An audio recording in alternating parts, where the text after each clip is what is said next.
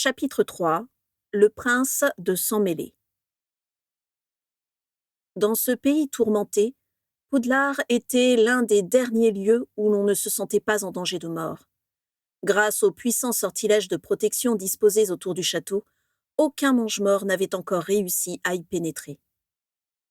En dehors de ceux qui souhaitaient rejoindre le camp de Voldemort au plus vite, et malgré l'ambiance pesante qui s'établissait entre les élèves, la plupart d'entre eux appréciaient la chance qu'ils avaient de résider dans l'école, regrettant de ne pas pouvoir en faire profiter toute leur famille.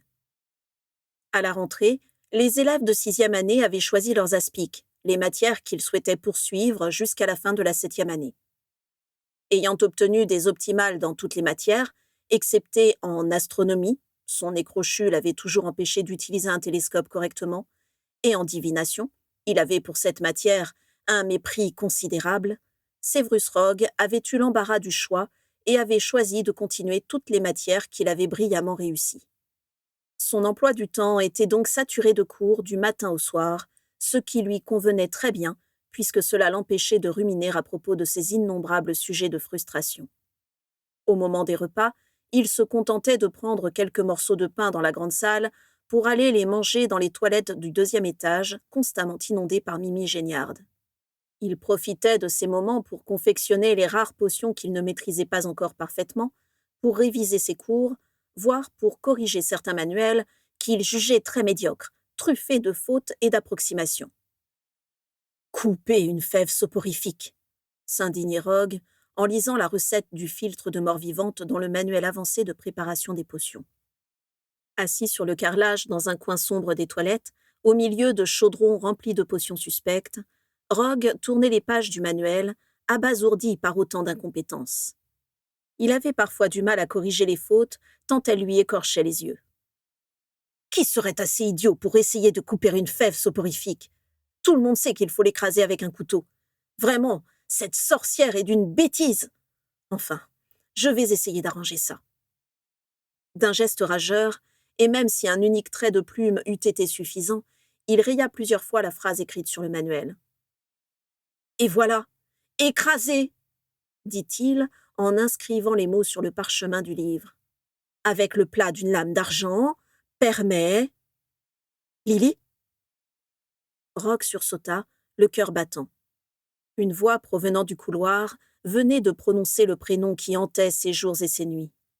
Le prénom de celle qui avait autrefois été son amie, la seule personne pour qui Rogue ait jamais éprouvé de l'affection, mais qu'il avait cruellement repoussée quelques mois auparavant.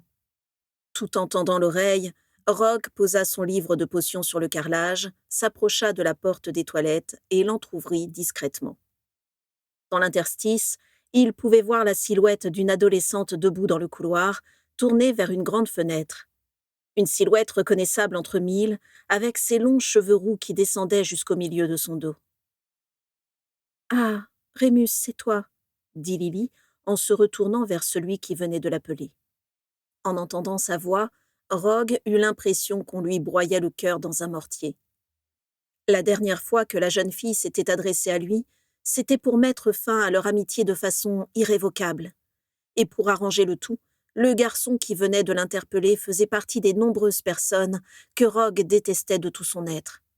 Il portait un uniforme miteux et semblait épuisé. « Désolé de t'embêter, » dit Rémus Lupin. « McGonagall a demandé au préfet de se rassembler dans son bureau. C'est pour l'organisation des examens des premières années. » Lily se retourna et son insigne de préfète, identique à celui que portait Rémus, étincela dans la lumière du dehors.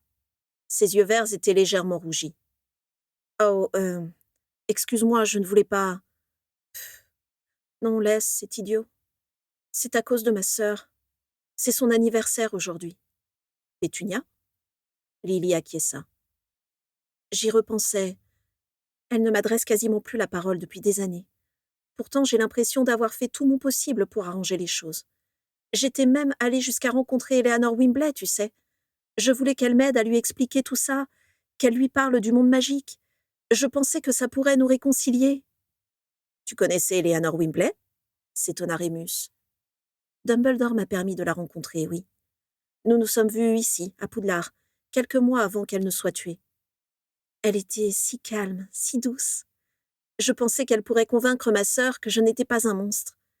Nous avions prévu de nous revoir, mais maintenant c'est trop tard. Lily et Rémus échangèrent un regard désolé. Caché derrière la porte, Rogue se faisait violence pour résister à l'envie de débouler dans le couloir pour jeter un sort à Rémus et le réduire au silence. « Il paraît que vous y étiez » ? « Au pensionnat ? Oui. Dumbledore nous avait proposé de venir pour nous occuper des enfants, avec James, Sirius et Peter. C'était affreux. J'imagine. Quelle horrible histoire. Je me souviens que vous étiez un peu éteint après les vacances de Noël. En effet, acquiesça pensivement Rémus. Je continue à en faire des cauchemars. Et Sirius aussi. Peter est terrorisé en permanence, mais ça ne change pas beaucoup de son état habituel. Finalement, de nous quatre, c'est James qui a été le moins chamboulé. En entendant ce prénom, le visage de Lily se ferma immédiatement. Celui-là alors, franchement, je ne sais pas comment tu fais pour fréquenter un imbécile pareil. Derrière la porte, Rogue serra les poings. La mention de son ennemi juré lui redonnait un peu de vigueur. Il n'est pas aussi terrible qu'on le croit, sourit Rémus. Sirius et lui, ils fanfaronnent beaucoup, mais ils ont un bon fond. Ils m'ont beaucoup aidé ici. Un bon fond, vraiment. J'ai du mal à y croire. Tu as vu comme ils prennent du plaisir à tourmenter certains élèves ? C'est vrai, concéda Rémus. Ça me met mal à l'aise aussi, mais heureusement, ils se sont calmés depuis le début de l'année. Tu ne trouves pas ? Si tu le dis. C'est vrai qu'ils font moins parler d'eux. Il paraît même que Dumbledore veut nommer James préfet en chef l'année prochaine. Leurs pas s'éloignèrent dans le couloir, et Rogue cessa de distinguer ce qu'ils se disaient. Il entendit seulement Lily rire alors qu'il tournait à l'angle du corridor, et il s'adossa au mur, le cœur en miettes. En dehors de James, Sirius et Peter, Rogue était le seul élève de Poudlard qui savait que Rémus Lupin était un loup-garou.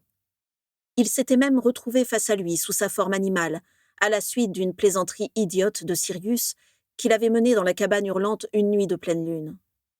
Lupin, donc, osait s'adresser à Lily, s'approcher d'elle, alors qu'il n'était qu'un dangereux monstre. Et par-dessus le marché, pour lui dire du bien de Potter et de Black, les deux personnes les plus méchantes, arrogantes, insupportables de Poudlard. Pendant quelques instants, Rogue pensa qu'il ferait mieux de dénoncer Lupin, de révéler à tout le monde sa monstrueuse nature, dans l'espoir de le faire renvoyer. Mais le souvenir du regard glacé de Dumbledore lui ordonnant de garder le secret l'en dissuada.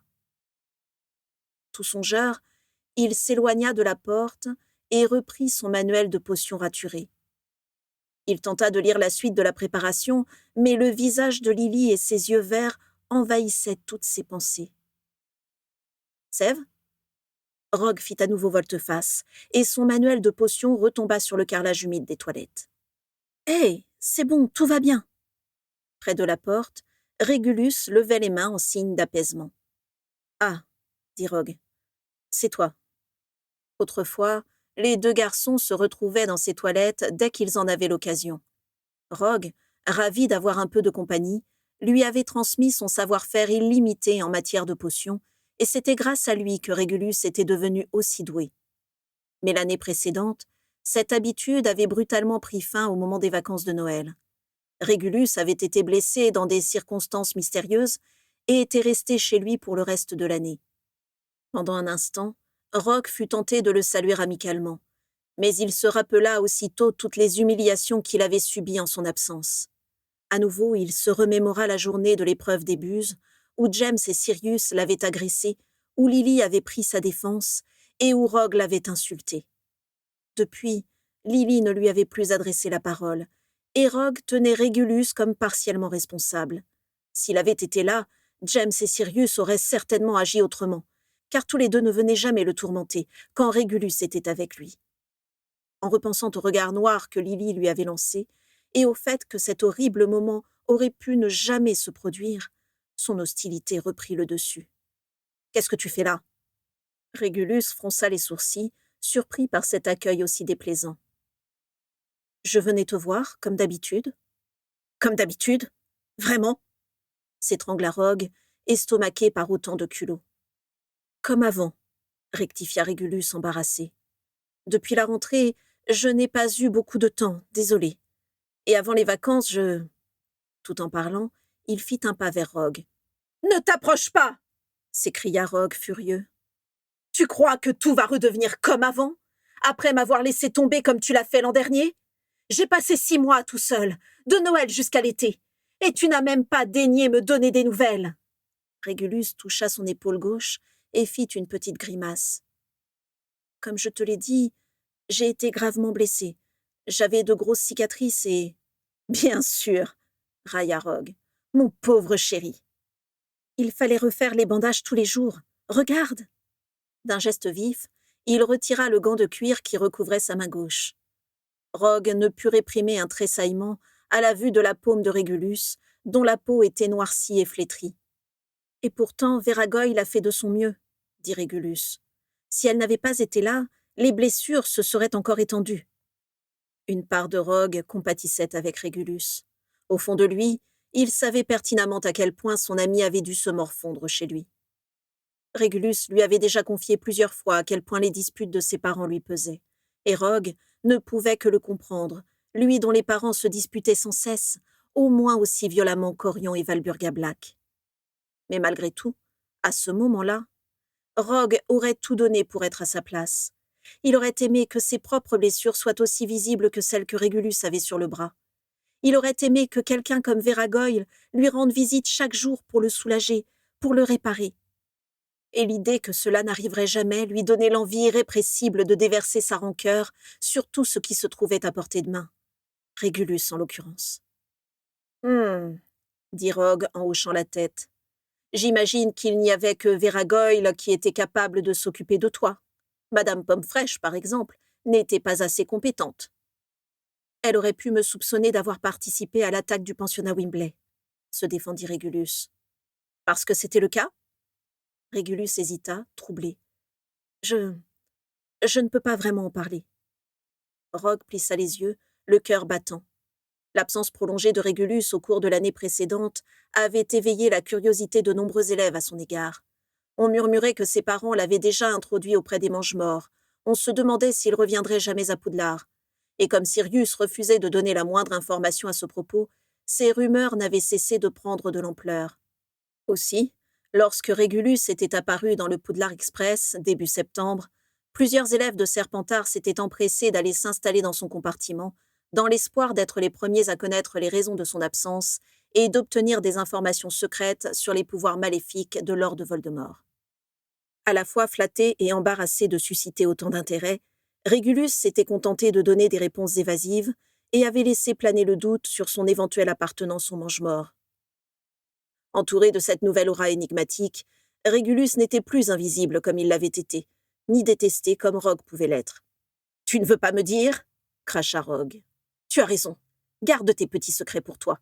Je ne suis sans doute pas digne de recevoir ta noble confiance. »« Sève, arrête !» coupa Régulus. « Je te raconterai tout, je te promets. Mais un autre jour.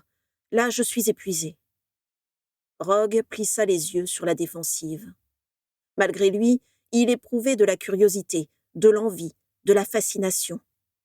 Régulus était-il réellement devenu un mange-mort? Il regarda le bras de son ami, soigneusement recouvert par son pull gris. Cette laine élégante cachait-elle une marque des ténèbres? Avait-il rencontré Lord Voldemort? « Cette blessure doit te faire vraiment mal, » argua Rogue. Régulus haussa les épaules. « Oui, on peut dire ça. J'imagine que c'est à cause de ça que tu as arrêté le Quidditch et que tu laisses Gryffondor nous battre à plate couture? Si tu crois que ça me fait plaisir, voir l'équipe de Potter gagner à chaque fois, ça me donne la nausée. Mais je ne pouvais pas me permettre de montrer ça dans les vestiaires, » dit Régulus en montrant la peau noircie sur le dos de sa main. En disant ces mots, Régulus guettait la réaction de Rogue. Il espérait que la mention de leur ennemi commun contribuerait à les réconcilier. Il fit un autre pas vers Rogue, mais celui-ci leva sa baguette avec hargne. « Sève !» s'indigna Régulus. « J'aurais préféré te rejoindre ici, je t'assure. Chez moi, c'était pire que tout. Menteur! Je sais que tu rêvais de rejoindre les Mange-Morts. Tu aurais pu au moins me prévenir. » « Oh oh !» dit une voix au perché, exagérément enfantine. Qui est là? De l'eau trouble se répandit sur le carrelage, et la tête fantomatique de Mimi Géniarde apparut au-dessus de la porte d'une des cabines. Ah, Mimi, lança Régulus avec froideur. Tu peux nous laisser 2 minutes, s'il te plaît. Mais pour toute réponse, Mimi monta dans les airs, ravie de surprendre une dispute. Et soudain, elle ouvrit de grands yeux ronds. Régulus, c'est toi? couina Mimi. Tu es de retour? Mais tu es métamorphosé? Ma parole, tu es même très mignon? roucoula-t-elle en venant voler autour de lui. Régulus tenta de l'esquiver, un peu gêné, et Rogue sentit sa colère se raviver douloureusement. Il ne voulait pas l'admettre, mais c'était une des raisons de son hostilité envers Régulus. Après une adolescence précoce et peu avantageuse, celui-ci devenait de plus en plus beau, bien plus qu'il ne lui était permis d'espérer lorsqu'il se perdait dans Poudlard en première année, empêtré dans sa robe beaucoup trop grande pour lui. Oh bien sûr, il était loin d'avoir le pouvoir séducteur de James ou de Sirius, mais avec son visage émacié, ses cheveux ondulés, son regard gris et nostalgique, il possédait un charme mystérieux qui laissait peu de filles indifférentes. Rogue avait surpris plusieurs d'entre elles se recoiffer sur son passage, ou bien essayer d'attirer son attention de diverses manières, et il en avait ressenti une jalousie cuisante. « Mimi, laisse-nous » demanda sèchement Régulus à plusieurs reprises. « Allez, laisse-nous. S'il te plaît, c'est important. » Après s'être frotté à Régulus pendant une bonne minute, Mimi Géniarde consentit à s'éloigner en chantonnant, et disparut dans la cuvette la plus proche, en éclaboussant généreusement le coin sombre où se trouvaient les chaudrons de Rogue. « Enfin » grogna Régulus en remettant sa cape en place. « Oui, j'imagine que ça ne doit pas être évident de gérer un tel succès. Et d'ailleurs, à propos de succès, je tenais à te féliciter. » Rogue venait de se souvenir d'un autre prétexte qui le poussait à se montrer si hostile envers Régulus. « Il paraît que Poudlard t'a proposé un poste » dit Rogue. « Un poste de professeur de potions ? Vraiment, quelle aubaine !»« Slughorn a évoqué cette éventualité, » corrigea Régulus. « Il se fait vieux et cherche quelqu'un pour le remplacer. À la dernière réunion du club de Slug, il a dit en plaisantant qu'il me verrait bien reprendre le flambeau. Mais c'était une blague, Sève. Et quand bien même !»« Slughorn a vraiment l'air de t'adorer, » fit remarquer Rogue avec amertume. « J'imagine que tu as volontairement oublié de lui dire que c'était moi qui t'avais tout appris. »« Tu plaisantes ? Bien sûr que je lui ai dit. Et d'ailleurs, il ne me croyait pas. Avant de voir que tu avais obtenu un optimal en potion, il a toujours cru que tu détestais sa matière. Il faut dire que tu t'installes toujours au fond de la classe et que tu ne dis jamais rien. » « Il a dit ça ? Slughorn a dit ça ? C'est la meilleure. » « Ah, je le retiens, lui, et ses manuels à la noix. Il n'y a pas une ligne de ses recettes qui ne soit pas fausse. » Régulus regarda Rogue de biais, de plus en plus déconcerté. « Qu'est-ce qu'il t'arrive, Sève ? Explique-moi, tu es bizarre. » Évidemment, par le mot bizarre, Régulus voulait dire que Rogue avait changé depuis qu'ils s'étaient quittés en bons amis quelques mois auparavant. Mais Rogue avait trop entendu ce mot dans les bouches de James et de Sirius pour ne pas l'associer à toutes les insultes qu'ils avaient l'habitude de lui lancer. Bizarre, tordu, infréquentable, déséquilibré. « De mieux en mieux !» bondit Rogue, les joues brûlantes. « Alors maintenant tu es d'accord avec Sirius ?» À nouveau, Régulus ne comprit pas ce que Rogue voulait dire. « Quoi ? Mais qu'est-ce que tu racontes ?» Rogue était trop en colère pour revenir sur ses paroles ou pour les expliquer. Il tendit son bras et lança un sort dans la direction de Régulus. Celui-ci s'écarta vivement et le sort alla frapper la cloison qui se trouvait derrière lui, y laissant un cratère obscur. « Sève !» s'indigna Régulus. De plus en plus furibond, Rogue recommença. Mais cette fois-ci, Régulus eut le temps de riposter. D'un geste vif, il fendit l'air de sa baguette, faisant apparaître un écran de lumière bleue devant lui. Le sortilège ricocha devant Régulus sans l'atteindre et alla frapper les chaudrons de Rogue, dont quelques-uns se renversèrent, répandant leur contenu fumant sur le sol. « Non !» hurla Rogue. « Ma décoction de gosier desséché ! Mon élixir de répugnance ! Il décante depuis 2 mois !»« Désolé, » dit sincèrement Régulus en s'approchant des chaudrons. « Je ne voulais pas… » Il se pencha sur un des chaudrons pour le remettre debout, mais Rogue le repoussa violemment en frappant son épaule blessée. « Aïe! Pars d'ici !» s'écria Rogue hors de lui. « Va-t'en! Tu sais quoi? Tu n'as qu'à retourner lécher les bottes du professeur Slughorn, puisque c'est ce que tu sais faire de mieux. » Régulus se redressa lentement. Tandis que les deux amis se tenaient face à face, son visage se ferma progressivement et il finit par jeter à Rogue un regard plein de pitié. « Comme tu voudras, » dit-il avec froideur. « Fais-moi savoir si tu changes d'avis. En attendant, je te laisse avec tes chaudrons. » Il sortit en se frottant l'épaule et la porte des toilettes se referma derrière lui. De rage, Rogue envoya valser les derniers chaudrons qui tenaient encore debout et leur contenu se répandit sur le sol avec de petits crépitements nauséabonds. Il resta longuement debout, à contempler le spectacle de toutes ces heures de travail qui partaient en fumée. La colère et la frustration qu'il ressentait le renvoyaient à la triste réalité de son existence. En dehors de ces maudits chaudrons, rien, absolument rien n'était susceptible de lui donner de la valeur aux yeux des autres. Pour commencer, il était terriblement laid avec son énorme nez dont Sirius et James adoraient se moquer. Et les cheveux gras qu'il laissait tomber devant son visage pour être moins exposé aux regards moqueurs n'arrangeaient pas les choses. Si seulement il avait pu être beau, si seulement il avait su maîtriser le pouvoir mystérieux de l'humour et déclencher des rires parmi les élèves qui, enfin, ne soient pas moqueurs, ricanants, persifleurs. Rogue secoua la tête, furieux contre lui-même. Où s'égarait-il? Rêver d'être drôle, d'être beau, d'avoir des amis? Non, depuis longtemps, Rogue avait cessé d'espérer, et pour ne pas trop souffrir, il s'était convaincu que tout ce qu'il n'avait jamais réussi à obtenir ne valait pas la peine d'être désiré.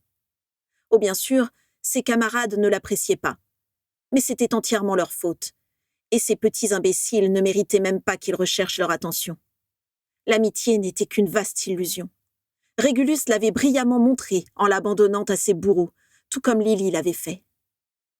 Rogue sentit son estomac se remplir d'acidité. Plusieurs mois s'étaient écoulés depuis l'épreuve des buses, depuis ce jour maudit où, sous le coup de la colère, il avait traité Lily de sang de bourbe. Et depuis, Lily continuait de refuser de lui adresser la parole. Cela prouvait bien qu'il était inutile de rechercher des amis, puisque tous les efforts déployés risquaient à tout moment d'être réduits à néant. Malgré toutes ces sombres pensées, Rogue persistait à penser qu'il méritait mieux.